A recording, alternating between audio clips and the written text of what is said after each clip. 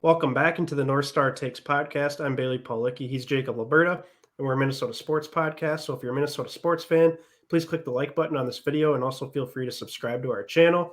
And today we're going to be talking Minnesota Timberwolves as training camp is fast approaching. It starts next Tuesday with Media Day being next Monday. So I guess we'll just jump right into it. First, we're going to touch on the ESPN list of the top 100 players in the NBA. Most notably because the Timberwolves have three guys within the top 25, and D'Lo ends up coming in at like 93, which I think he's deserving to be higher, but at the same time, he kind of has to prove it, especially after just a poor playoff performance last year. But you got Ant getting some mad respect coming in at 25. I think Gobert checked in at 18, and then Cat checked in at 13, which was amazing, honestly, considering nationally, I just never really thought Cat's gotten the respect he deserves. A lot of people think he's soft. I don't know if you saw the tweet from Pat Bev or not from yesterday, basically talking about how, like, once you take the dog off that team, like, is the talent going to work hard? Like, almost like a sideways shot at Cat. What do you make of this list, I guess, Liberta? What do you make of the Wolves being the only team to have three players in the top 25? Yeah, this is incredible where we're at now, where like the Wolves are kind of the super team, like in such a super team era that it's been ever since really probably that Boston trio that Yeah. Pat Bev referenced on Twitter yesterday, and then really after that, most notably with LeBron, D Wade, Bosh, Miami. Then after that, I feel like there were super teams that were formed all over the place. You got the Golden State trio, or really I guess five of them. Everybody loved the I forgot what they called them, the Hamptons Five or something. Oh, yeah. Yep. Yeah, and I mean, and then Philly and Brooklyn, like the list goes on. And now it's like the Wolves. They have three top 25 players, so it's like the biggest question to be asked now is not like, do we have the talent to make a deep playoff run?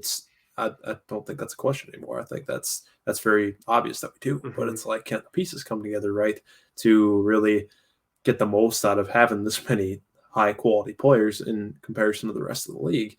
And I think that falls on, I'd say in large part on Chris Finch to really put the pieces in place, or in the right places, I should say, as far as, first of all, facilitating an offense when we have as much firepower as we do, and then making the defense work around our new three-time Defensive Player of the Year. And there's a lot to like here. It's just like on paper it's awesome, but it's like we've known that before. I mean, it's not just basketball; it kind of goes with anything. Things can look great on paper, but the reality of it sometimes isn't quite as really fantastic. So I guess I would say I'm thinking this is going to work, but I guess you got to have a little bit of cautious optimism to it as well, because you haven't really seen them all play together yet, not one game, so you don't really know. But Yeah. I love what I'm seeing. I love that the rest of the league, or at least in these voters that are on ESPN putting together this list, that they really do not undersell the talent that's on this roster that we all in Minnesota believe that we have. Yeah, I'm right there with you. Like, on paper, you think it should work, but having that cautious optimism, I think, is huge. Just because it is the Timberwolves, they've been a horrible franchise for the last 20 some odd years. Um, so, I mean, yeah, it makes sense to have that guard up. And there's just that general Minnesota sports pessimism that comes with it, as well as like what can go wrong will go wrong. So, I mean, I don't know. In Ant, we trust, I think, in terms of his development, just becoming one of the top players in the NBA. I mean, at 21 years old, for him to already be regarded as a top 25 player. I mean, he was easily the best player on our playoff team last year. So that's super encouraging. Cat, I mean, he's moving to a new role at power forward, but I think him and Gobert are different enough and would be out of each other's way enough where I think this could really work offensively, especially. Cat guarding some power forwards has me a little nervous, but hopefully he can find a way to stay out of foul trouble. I'm hoping Gobert helps with that this season as well, where, if Cat lets a guy get by him, at least Gobert's at the rim, stuff like that. So, yeah, I think, and then, you got Jaden McDaniels, who by no means is a top 100 player, but he's a very, very solid fifth piece to a starting rotation. So, I mean, all this is shaping up. It's probably the most excited Timberwolves fans have been in a long time. I know it's the most excited I've ever been for a Timberwolves season. And the hype is real, man. It's exciting, that the Timberwolves finally have a team that could realistically compete for a Western Conference championship or maybe even an NBA championship within a year or two. And I mean, it's incredible. It really is. Everything. It's funny too because a year ago, Gerson Rosas was fired. All the drama that was going on with him, and in that year since, so many things have changed. You got Tim Connolly from Denver. You trade for Gobert. The Pat Bev experience and all. We got to the playoffs. All this different stuff that happened, and now all of a sudden this team's ready to roll and ready to truly compete in the Western Conference. So with that, we'll kind of move into some, training camps discussion. What are you most looking forward to seeing here, Liberta? I mean, I don't know if we'll really tune in much to preseason. I know our buddy Jackson will. Maybe we can get his insight on the preseason games. But I guess what are you most looking forward to seeing in terms of, maybe quotes that come out of camp or stuff that's talked about as the NBA season's really only a month away?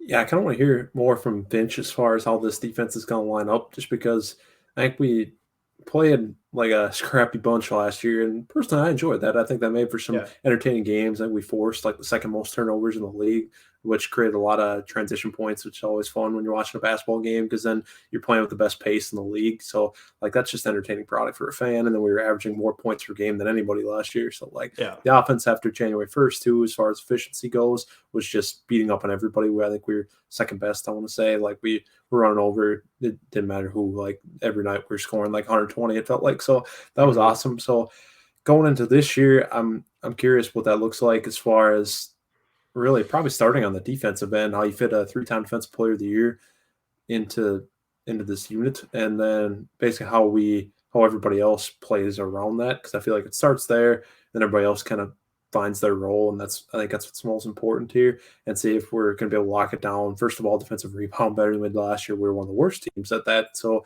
that's going to be a huge improvement. But also having Gobert out there, I don't know if we're going to play with the way we're going to play. I don't think we're going to have as much pace, so like Right. that'll be a little bit less, but at the same time, we should play a little bit more efficiently where we're not going for broke, which truthfully, like, again, made for entertaining product. But as far as like overall improving the defense into like a top 10 kind of group, I think that's probably not a sustainable way to go. So Mhm. now I think the really opportunities are there for us to do whatever we want, I would say, just because I feel like you can go small if you take Gobert off the floor for a little bit and throw in a guy like Slow-Mo or something, or Mhm. maybe vice versa. You leave Gobert in there and you can really put the clamps on, I guess, to bring Kyle Anderson, or you bring in a guy like Taurean Prince, who's definitely good at hitting threes. I mean, there's a lot of different directions that we can go in with this roster that we got, which is very exciting. So then I think that's what makes the good teams great, really, is when they can do multiple things well on the defensive end, because I think every team has a fallback, like primary defensive scheme they like to deploy, but like I think the good ones can adjust pretty well and do something else. And I think now last year we could only do what we were doing, where it's like now I feel like we can incorporate more of a drop. Now I'm not too familiar with like as far as like basketball schemes go, but like as far as what I know, the Timberwolves could do one thing last year and they could do it well, but like sometimes you run into teams where you just can't do it, and then we're kind of screwed. And then we're in a track meet, which albeit I thought we got away. Like I feel like we could still win track meets last year, but like Mhm. again, not a sustainable way to win games. So long story short, I'm just excited. I think most importantly to hear what Finch has to say and really what these starters have to say about playing around Gobert defensively. Yeah, I'm excited to see, whether it's clips from practice or maybe even in preseason games, just the growth from both Ant and Jaden McDaniels.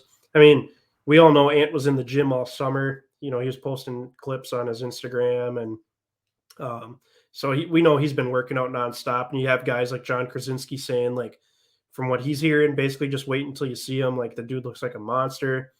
Jaden McDaniels, he's been in Minnesota quite a bit once again this summer, which is great to see. I mean, I kind of love guys like him and Naz Reid and Nathan Knight. They're just always around the facility, which like, you don't have to be like Cat's never at the facility in the summer, but like, I think it's cool to have some guys that like being in town, like being around the coaches and stuff. I think that's good, especially the guys that really need to improve their games. So Mhm. I'm excited to see the growth from these younger players. I'm also excited to see, how the bench kind of shakes out. I think, we know Jordan McLaughlin's going to be the backup point guard. We know Jalen Noel's going to get more minutes, but, how big is his role really? Is he like the true sixth man on this team?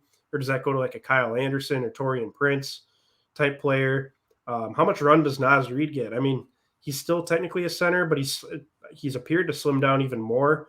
and he's working on his game to be a power forward. But like, how much is he really going to be able to play when you got a combination of Cat, Gobert, Kyle Anderson, Torian Prince, all guys that can play the 4 or 5. So that I think that makes it a little difficult for Nas to find time, but maybe he's improved so much that he's able to push for some minutes. So, and then obviously you got intriguing guys like Bryn Forbes, PJ Dozier, who they signed, to basically a camp deal. But I mean, he was a good player for Denver before tearing his ACL. Austin Rivers is a vet who's, I'm sure he'll make the team. And like I mentioned, Nathan Knight, improvement from him because he'll be pushing for a power forward / center spot. So, I mean, we have 20 players, I think, right now signed. Only 15 can make the roster. But I mean, this is just an insanely deep team depth wise. And I haven't even mentioned Wendell Moore Jr. and Josh Minot, the 2 rookies who are probably going to play basically the entire season in Iowa, which is fine. I mean, give them a good, let them go play a ton of minutes down there, develop their game. The Wolves have done a really good job developing players with the Iowa Wolves. So, yeah, I'm really excited to see like how some of these younger guys and then, end of the bench type guys start to, carve out their roles. Absolutely. I think that's a great point to bring up, talking about how important these bench guys are, because inevitably I think at least one of these starters is bound to get hurt this season, unfortunately. Mm-hmm. So the 82 game season is a grind. So like somebody's gonna get hurt, somebody's gonna miss some time. I mean, knock on wood, you just hope that that there's nobody who sustains like a serious injury that's missing serious time, but you're going to miss games here and there. So it'll be good if those guys can just kind of step up and fill those roles and kind of keep the train humming along. So I think that's a great thing to call out. And I think our bench is more than up to the task. I think we have a lot of talented players there that could probably start on a number of teams. So right. I'm pretty excited to have that. Lastly, before we go quick, are you concerned at all? Going back to the Pat Bev tweet, are you concerned at all that the Wolves don't really have that dog type, in your face type veteran leader? I know Gobert, they say he's got some leadership qualities, but he's definitely a quieter guy. Same with Kyle Anderson. We all know Cat and D'Lo aren't, the huge type leader guys that we were looking for. Maybe Ant turns into that eventually, but he's still also only 21 years old. I mean, do you have a concern that there might not be enough aggressive leadership on this team?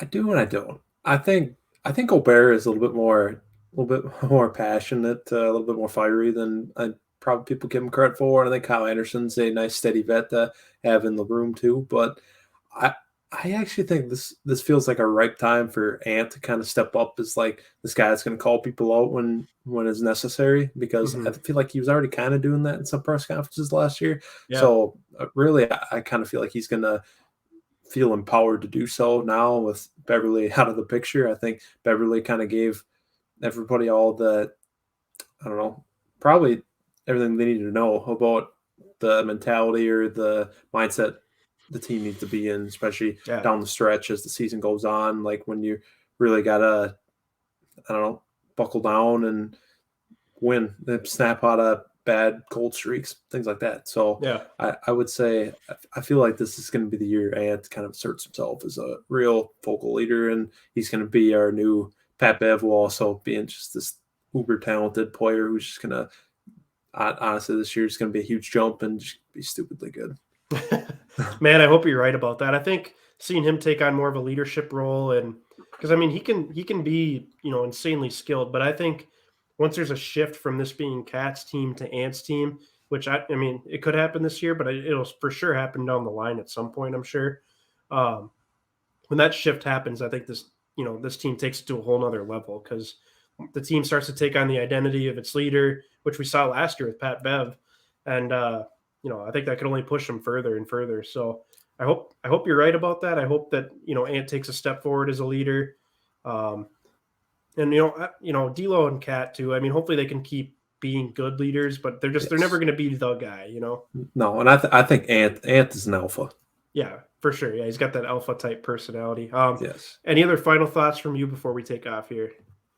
Yeah, I can't believe this season is rapidly approaching like it is. I know. I think I mentioned that in our last Wolves video, but it just felt so far away when we trade for Gobert. It's like, we got a lot of time until this season's going to start, but now it's literally right around the corner. So get more and more excited for that, even despite the football season being in the early phases where you're super like football mode. So like Yeah. this Wolves team is, man, it's gonna be exciting. Like you said, I think first thing you want to hear is what's going on at camp. Once that gets rolling, and what does everybody look like? What are the early impressions? I think that's what I'm looking forward to next. Yeah, absolutely. Couldn't have said it better myself, man. So we'll leave it there. That will do it for this edition of the North Star Takes podcast. Like I mentioned earlier, please click the like button on this video and feel free to subscribe to our YouTube channel if you haven't done so already. Give us a follow on both Twitter and Instagram. Let us know your thoughts in the comment section below. What are you most looking forward to as Timberwolves camp approaches here? What do you make of the ESPN top 100 players list and any other Timberwolves thoughts that might be on your mind? So until next time, thanks for watching.